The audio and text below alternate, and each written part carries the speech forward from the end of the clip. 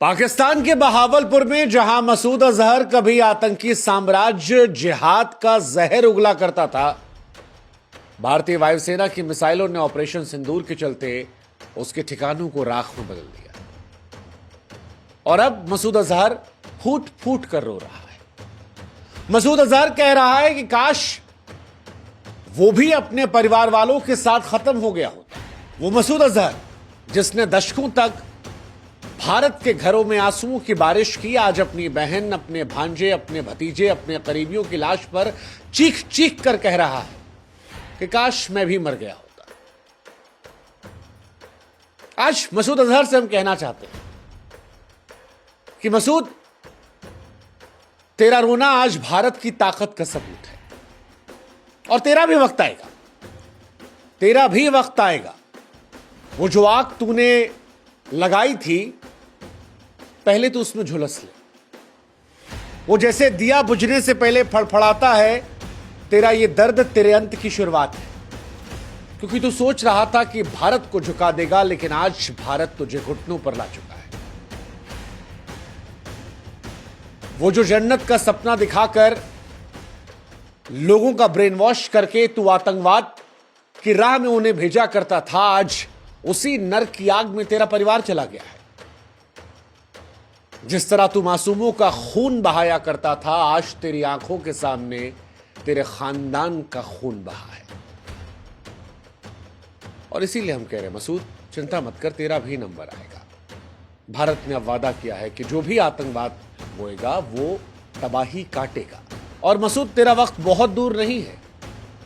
भारत तुझे तेरे गुनाहों की सजा देगा, वो सजा जो तेरी सोच से कहीं ज्यादा तीखी होगी।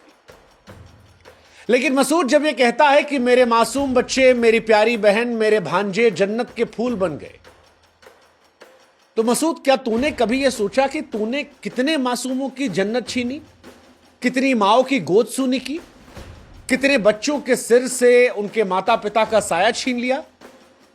तेरा जिहाद, तेरा कत्लेआम, तेरा आतंक आज सब तेरे घर की देहरी पर लौटा है। वो जो खूनी खेल तूने खेला था, आज उसी आग में तेरा खानदान जलकर राख हो गया है। और जो ये तेरे आंसू हैं, ये वो सजा है जो भारत ने तेरे गुनाहों का हिसाब चुकाने के लिए लिखे हैं। मसूद अपने पत्र में शहादत और जन्नत के शब्दों का इस्तेमाल करता है। लेकिन मसूद, क्या तू उन मासूमों को जन्नत दे सकता है जिन्हें तूने छीना? क्या पहलगाम की चीखें, वंधावा की गिड़गिड़ाहट, पुलवामा के शहीदों की कुर्बानी, ये सब जो तेरे गुनाहों की गवाही दे रहे हैं, क्या उनके परिवार वालों की खुशियां लौटा सकता है? आज मसूद अजहर अपने परिवार के लिए जिस जनाजे की नमाज की तैयारियां कर रहा है, आज उसे याद आएगा कि कितनों के जनाजे का वो कारण बना। और विडंबना देखिए या कुदरत का खेल देखिए कि बहावलपुर में उसके अपनों के जनाजे पर आज वही कलमा पढ़ा जाएगा जो पहलगाम में हिंदुओं को मारते वक्त आतंकवादी पढ़ रहे थे, या जिसे पढ़ाकर पहलगाम में हिंदुओं को मारने के लिए मसूद ने भेजा था। यही है आतंक का चक्र। इंसान जो बोता है वही काटता है। और मसूद का रोना आज आतंकवादियों के लिए सबक है। मसूद अजहर का रोना आज हर उस आतंकी के लिए सबक है, चेतावनी के तौर पर है, जो जिहाद के नाम पर खून बहाने का सपना देखता है। क्योंकि अगर तुम धर्म पूछकर, कलावे उतारकर मासूमों को मारोगे तो जवाब आएगा। और यह भारत अब मिसाइलों से जवाब दे रहा है। अगर तुम मस्जिदों को आतंक का अड्डा बनाओगे तो वो मस्जिदें भी मलबे में तब्दील होंगी। और मसूद का टूटा हुआ चेहरा, उसकी आंखें, उसके आंसू आज सब बता रहे हैं कि देख लो आतंकवादियों, आतंक का रास्ता सिर्फ मौत और दर्द की तरफ जाता है। सिर्फ मौत और दर्द। आतंक का कोई ठिकाना सुरक्षित नहीं, ना बहावलपुर, ना मुजफ्फराबाद, ना कोटली। भारतीय सेना ने अब मन बना लिया है कि हम हर उस गढ़ में घुसेंगे जहां से भारत माता के खिलाफ साजिशें रची जाएंगी। मसूद के आंसू भारत की ताकत का सबूत हैं और आतंकवादियों के लिए अंत का संदेश है। मसूद अजहर वो शैतान है जिसने 2001 में भारतीय संसद पर हमला करवाया। मसूद अजहर वो शैतान है जिसने 2016 में पठानकोट को खून से रंगा, 2019 में पुलवामा में 40 जवानों की शहादत की साजिश रची, 26/11 के मुंबई हमलों में 166 बेगुनाहों को मौत के मुंह में धकेला। आज मसूद उसी दर्द में तड़प रहा है जो उसने भारत को बरसों तक दिया। वंधावा नरसंहार में कश्मीरी हिंदू बच्चों को उनके माता पिता के सामने गोली मारी गई। उस दौर में माता पिता गिड़गिड़ा रहे थे कि हमें मार दो, बच्चों को छोड़ दो, लेकिन जिहादी आतंकवादियों ने मासूमों के सीने को छलनी कर मां बाप के दिलों में खंजर घोंप दिया था।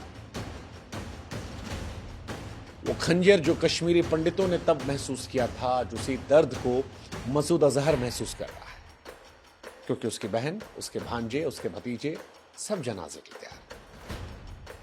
और ये सब इसलिए मारे गए हैं क्योंकि वो मसूद अजहर के खानदान से थे, आतंक की फैक्ट्री का हिस्सा थे। बार बार हम कह रहे हैं कि ये समय का चक्र देखिए कि बहावलपुर में मसूद के परिवार वालों के जनाजे पर भी वही कलमा होगा जो आतंकवादियों को सुनाकर भेजा जाता है जब उन्हें जिहाद का नाम लेकर खून बहाने का मकसद दिया जाता है। यह स्पष्ट संदेश है कि आतंक अगर कलावे उतारकर, धर्म पूछकर, पैंट उतारकर मासूमों को निशाना बनाएगा तो फिर वही हश्र होगा जो मसूद अजहर का हुआ। जहां मसूद आतंक की ट्रेनिंग दे रहा था, आज वहां राख का ढेर है। यह वही जगह थी जहां से पुलवामा की साजिश रची गई थी, जहां से जिहाद का जहर भारत भेजा जा रहा था। लेकिन अब भारत ने साफ कर दिया कि आतंक का कोई धर्म नहीं, उसका जवाब हर ठिकाने पर दिया जाएगा जहां से भारत के खिलाफ साजिश हुई है। यह बदला सिर्फ मसूद के परिवार का नहीं बल्कि उस जहरीली सोच का भी है जो जिहाद के नाम पर खून बहाती है। मसूद के आंसू चीख चीख कर कह रहे हैं कि आतंक का रास्ता सिर्फ तबाही की ओर जाता है। भारत ने न सिर्फ मसूद के ठिकानों को मटिया मेट किया बल्कि मसूद अजहर और उसके जैसे तमाम आतंकवादियों के दिलों में वो खौफ पैदा कर दिया, जो खौफ वो भारत के लोगों में, कश्मीर के लोगों में पैदा करना चाह रहे थे। ये वही खौफ है जो हर उस आतंकवादी के लिए चेतावनी है जो जन्नत का लालच देकर मासूमों का खून बहाता है। मसूद का रोना आज ये बता रहा है कि आतंक का अंत सिर्फ और सिर्फ मौत होता है, क्योंकि 7 मई 2025 की रात जब भारत ने ऑपरेशन सिंदूर के तहत 25 मिनट में 80 से 100 आतंकवादियों को जहन्नुम रवाना किया तो आतंक का गढ़ कांप उठा।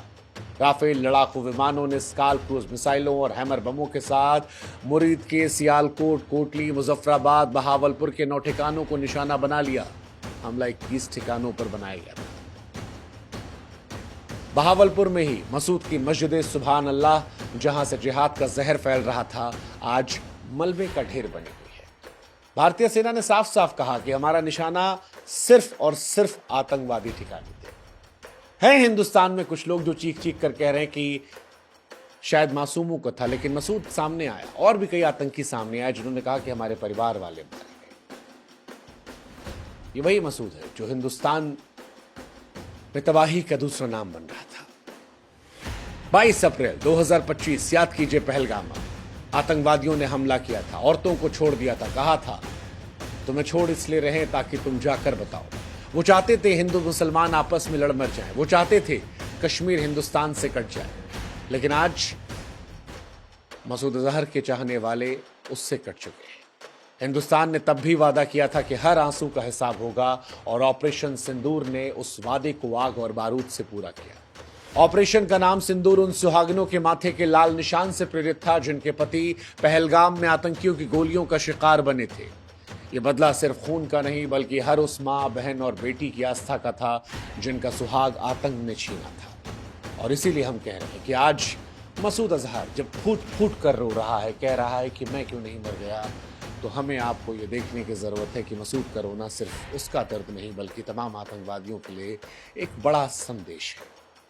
जैसे दिया बुझने से पहले फड़फड़ाता है, वैसे ही ये अंत की शुरुआत है उस मसूद की जिसने 1999 में IC-814 विमान हाईजैक करवाकर पूरे भारत को बंधक बनाया था, जिसने 26/11 में मुंबई को दहशत की आग में झोंक दिया था, आज अपने परिवार की लाशों पर चीत्कार कर रहा है। वो कह रहा है कि मैं भी इस 14 सदस्यीय खुशहाल कारवां में शामिल होता, मगर मसूद अजहर, यह कारवां तेरे गुनाहों का है जिसे तूने खुद बुलाया है। तूने जो दर्द बांटा वो आज हिंदुस्तान तुझे लौटा रहा है। संदेश के साथ ये सैन्य कार्रवाई नहीं है, बल्कि भारत की उस अटल इच्छा शक्ति का प्रतीक है जो आतंक को जड़ से उखाड़ने के लिए प्रतिबद्ध है। भारतीय सेना, नौसेना, वायुसेना ने मिलकर आतंक के गढ़ में जो सेंध लगाई है, जिस तरह से उद्घोष किया है, जिस तरह से दुनिया को यह संदेश दिया है कि भारत अब आतंक को उसी भाषा में जवाब देगा जिस भाषा में आतंकवादी समझ पाते हैं। और इसीलिए आज मसूद अजहर के आंसू उन माओं के लिए बदला है जिनके बेटे आतंक की भेंट चढ़े। ये बदला उन बहनों के लिए है जिनके भाई शहीद हुए थे। ये बदला उन बच्चों के लिए है जिनके माता पिता को आतंकवादियों ने छीना था। ये बदला उस एक चुटकी सिंदूर के लिए है जो पहलगाम में आतंकवादियों ने मिटाने की कोशिश की थी। मसूद के आंसू आज भारत की जीत का प्रतीक है। ये जीत हर उस दिल को सुकून देगी जिसने आतंक का दर्द झेला। ये जीत हर उस आत्मा को गर्व देगी जिसने भारत माता के लिए कुर्बान। जय हिंद, जय भारत।